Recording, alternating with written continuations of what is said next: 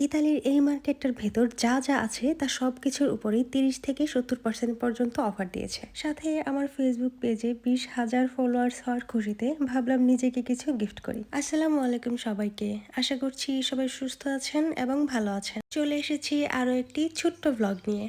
আর আজকের ব্লগে আপনাদের দেখাবো এই মার্কেটে 23,000 টাকা দামের স্তিবালি থেকে শুরু করে মাত্র 4,000 টাকা দামের স্তিবালি, 25,000 টাকা দামের জ্যাকেট থেকে শুরু করে মাত্র 3,000 টাকা দামের জ্যাকেট, সাথে দেখবো আরো অনেক কিছু, তাও আবার সব অর্ধেক দামে। তো কিছুদিন থেকে ভাবছিলাম আমার এক জোড়া স্তিবালি কেনা দরকার, কারণ আমি প্রতিদিন যে জুতাগুলো পরে যাই সবগুলাই হচ্ছে আমার সামারের জুতা, আর বৃষ্টি হলে আমার জুতা প্লাস মোজা দুইটারই অবস্থা একদম 12টা বেজে যায়।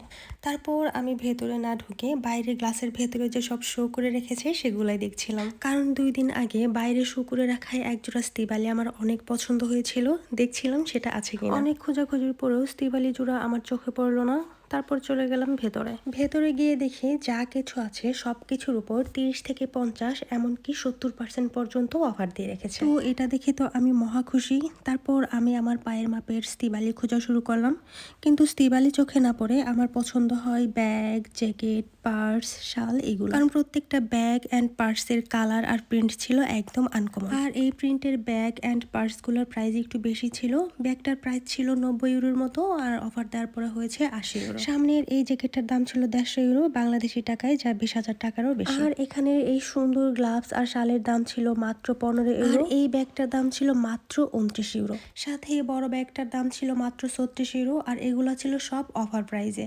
এই ব্যাগটার দাম ছিল 97 ইউরো বাংলাদেশি টাকায়, যা 12,000-এরও বেশি। আর উপরের এই ব্যাগটার দাম হচ্ছে মাত্র 29 ইউরো।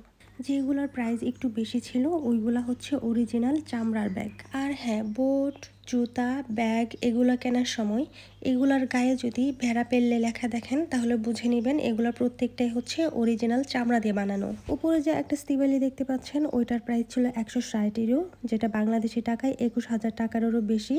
অফার দেওয়ার পর এটা এসেছে 109 ইউরো।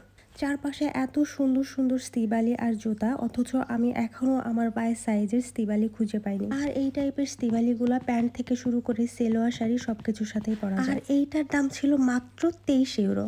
তারপর এই পাশে ছিল কিছু jewellery, purse, wallet, gloves, cosmetics আরো অনেক কিছু। আর এই সাইডের এই স্তিবালিটার দাম ছিল মাত্র 29 ইউরো, আর উপরের এত সুন্দর ব্যাগগুলোর প্রাইস ছিল মাত্র 36 ইউরো। তো অবশেষে এত খোঁজাখুঁজির পর আমার পায়ের মাপের এই সুন্দর ব্ল্যাক কালারের স্তিবালিটা পেয়ে গেছি। আর উনি অনেক খোঁজাখুঁজি করার পর আমার পায়ের সাইজের এই স্তিবালিটা খুঁজে এনেছিলেন। আর এটার প্রাইস ছিল 40 ইউরো, অফারে এসেছেন মাত্র 30 ইউরো। তারপর উনি আমাকে এটা আমার পায়ে পরিয়ে একদম টেনে টুনে ফিট করানোর চেষ্টা করছিলেন, আর জিজ্ঞেস করছিলেন এটা আমার পছন্দ হয়েছে কিনা। পছন্দ হলে উনি আরেক পায়েটা নিচে থেকে নিয়ে আসবেন, কারণ উপরে যেগুলো শো করা থাকে সবগুলাই একটা করে শো করা থাকে। তারপর উনি গেলেন আমার আরেক পায়ের জুতা নিয়ে আসতে নিচে। আমি ভাবলাম যে এই ফাঁকে আমি আরো একটু ঘুরে দেখি এবং দেখাই। সামনের এই জ্যাকেটটার দাম ছিল 175 ইউরো, যেটা বাংলাদেশি টাকায় 23,000 টাকারও বেশি। আর এই পাশের ব্যাগ অ্যান্ড বুটসগুলো আরো বেশি সুন্দর ছিল, এমনকি এগুলো প্রত্যেকটার প্রাইসও অনেক কম ছিল। আর সামনের এই ব্যাগগুলো হচ্ছে অরিজিনাল চামড়ার ব্যাগ।